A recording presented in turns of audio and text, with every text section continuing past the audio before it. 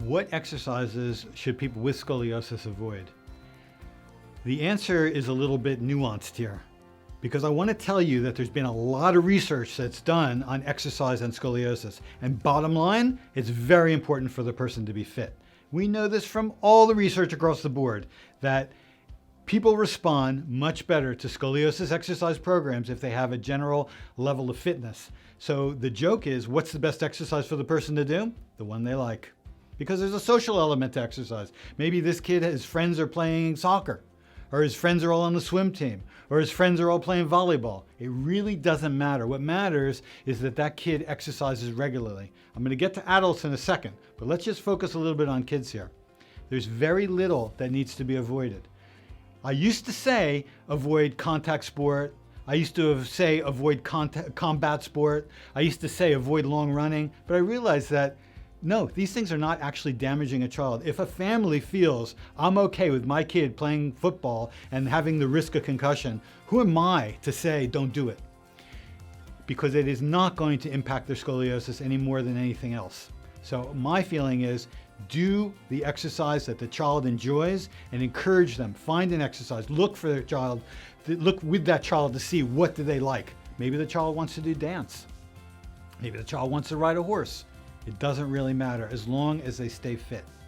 Now, let's talk about adults for a second. Because with adults, you have a complicating factor, which is you can have degenerative changes in the spine. You can have arthritis, for example. If we look at this model here, we can see that when there's arthritis, there can be spurring and ridges and narrowing of the nerve openings. These sort of things can be aggravated by specific types of exercises. Like, for example, exercises that involve a lot of twisting, exercises that involve a lot of compressive loads, like heavy duty weightlifting. So with an adult, you got to be a little bit careful about the exercise that you choose. However, bottom line, the same principle applies. You want to be fit. You want to find an exercise that you enjoy and that you will do regularly.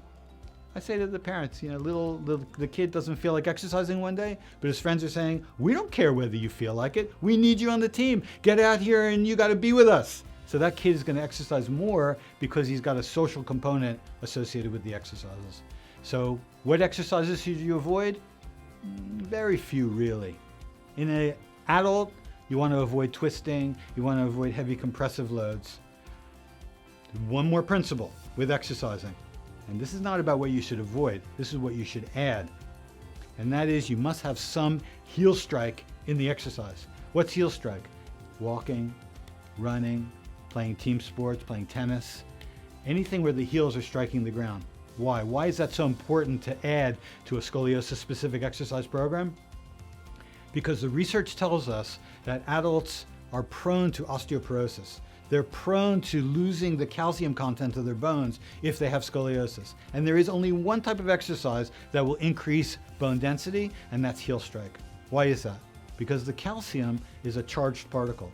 Calcium, if you look at the scientific way that calcium is written, it has a plus associated with it.